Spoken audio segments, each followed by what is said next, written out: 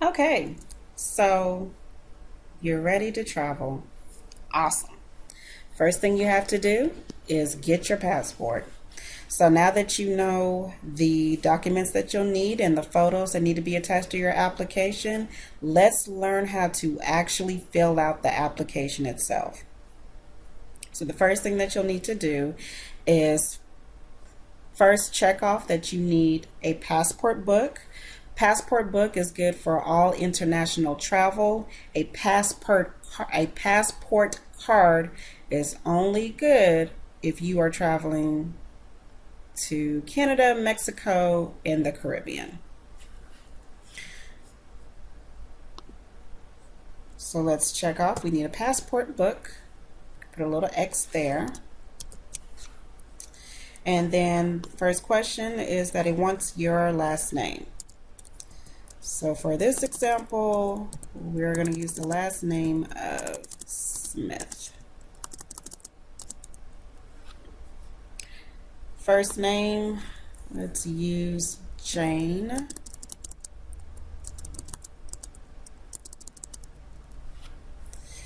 Middle initial, we'll say K. Date of birth, let's use January 1st.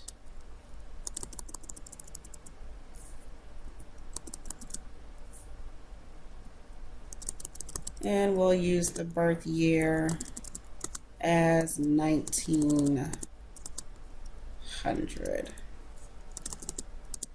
Well, since Jane Smith is 116 years old, she deserves to go on vacation. And her sex is female. Then we need to place of birth. We will place of birth and wants the city and state, so we will use Dallas, Texas.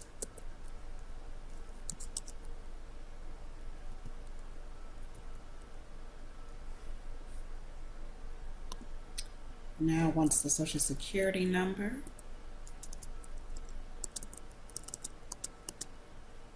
So just for this example, we will use 1, 2, 3, 4, 5, 6, 7, 8, and 9. Email address. The reason why they ask this is because they typically will email you to notify you that they have received your application, and they usually give you a status update, like as far as when to expect for it to be completely processed and when it's been mailed out. So make sure that you give them an email address that you do have access to. And so for this example, we will use testing 1, 2, 3 at gmail.com. Primary contact phone number, we'll do 214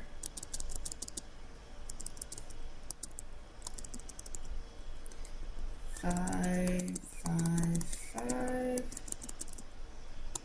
1212.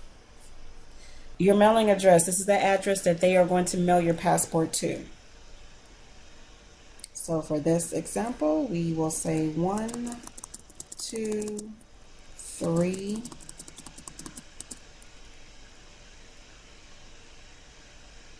Dolly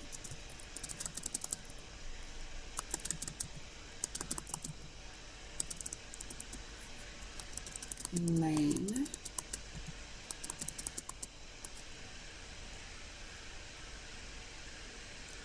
and address number 2, we will put apartment 32. City will be Irving.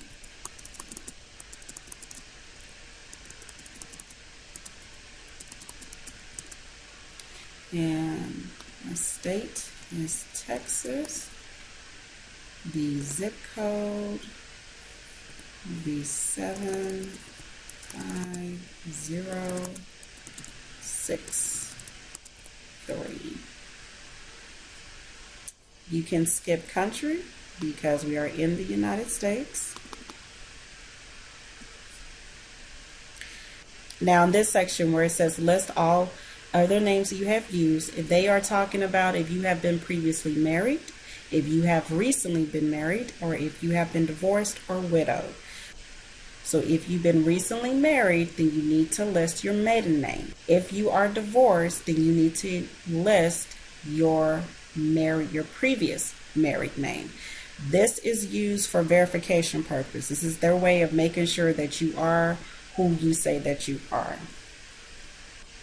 So for this example, I recently got married. So I'm going to give them my maiden name, which is Jane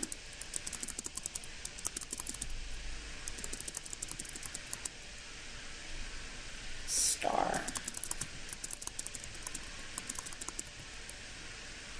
Okay.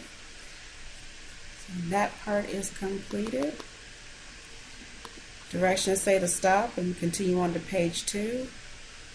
If you notice, this has to be intentionally left blank because when you take it to the acceptance facility or the passport agency, they are going to fill this out and they have to witness you signing this application. So that is why this has to be left blank until you go to the facility. So moving on to the next page,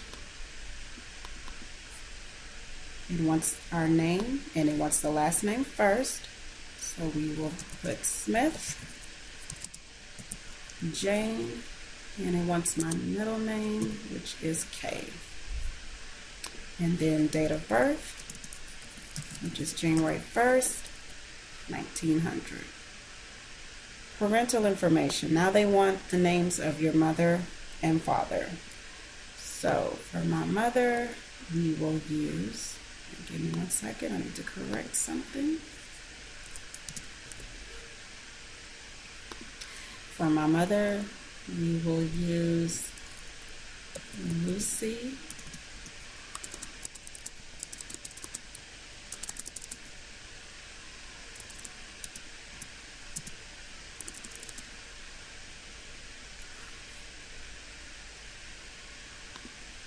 Last name, Starr. My mother's date of birth, I will say January 2nd.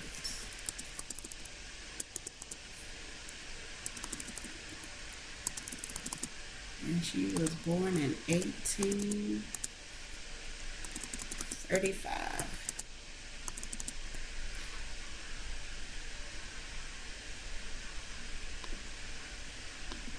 Place of birth is actually optional, but if you do know where your mom and dad were born, doesn't hurt to add it. But I'm going to leave it blank because I know it is optional in the application. The sex of my mother is a female, and yes, she is a U.S. citizen. And then let's list our father, and his name is Chris.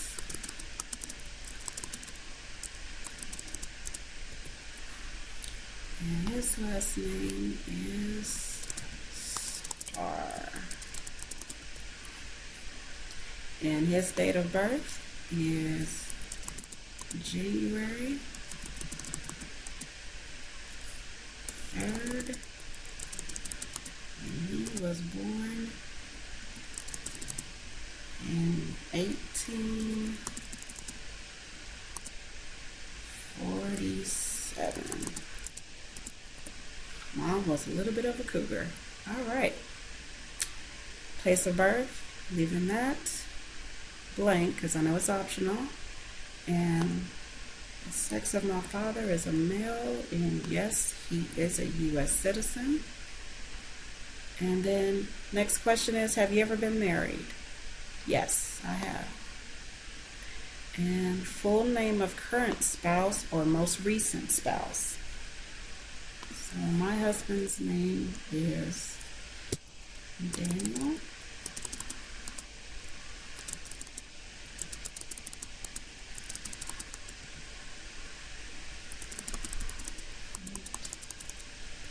His last name is Smith.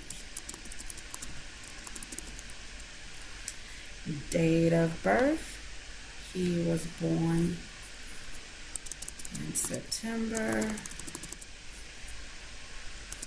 on the 6th, and he was born in 1890. Place of birth is in Dallas, Texas, and he is a U.S. citizen. And the date of marriage, the day we got married, was May 24,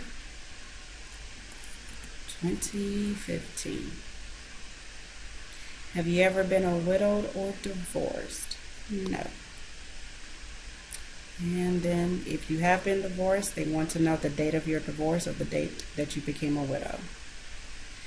Additional contact phone number. I will give them my work number, so 214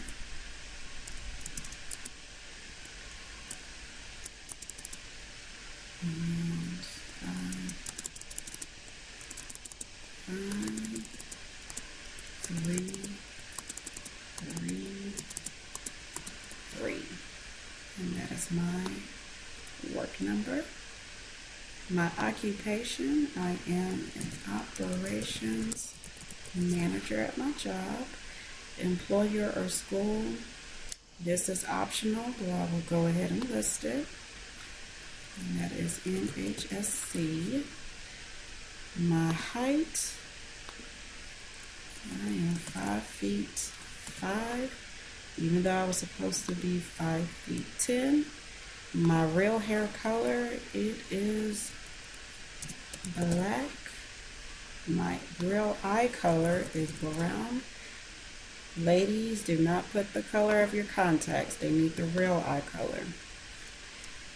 Travel plans. Okay, so I know that I'm traveling from May 27th through the 30th of this year.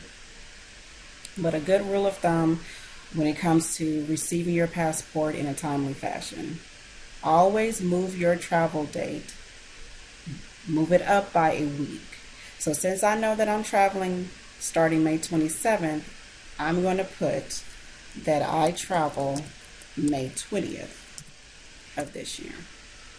And that I will return, let's see, I'm going to be out there for 3 days, but then I am returning May 23rd of this year.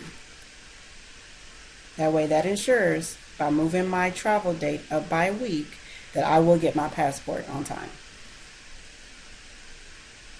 And then he wants to know what country or countries that I'm visiting. Well, I'm only going to one destination, so I'm going to Jamaica. And the next thing is it wants my permanent address. Now, look at this. If P.O. Box is listed under mailing address or if residence is different from mailing address. So if the mailing address that you put on the first part of this application, if that is your permanent address, then you can skip this section. But if you list like a P.O. Box on that other page, then you do have to put your actual permanent address. So since I gave them my permanent address, I'm going to skip this section and then move to the next one. Now it wants an emergency contact. They really want a person that they can contact in case there is an emergency while you're traveling. And they prefer it be a person that's not traveling with you. So I'm going to list my husband. And his name was Daniel Starr.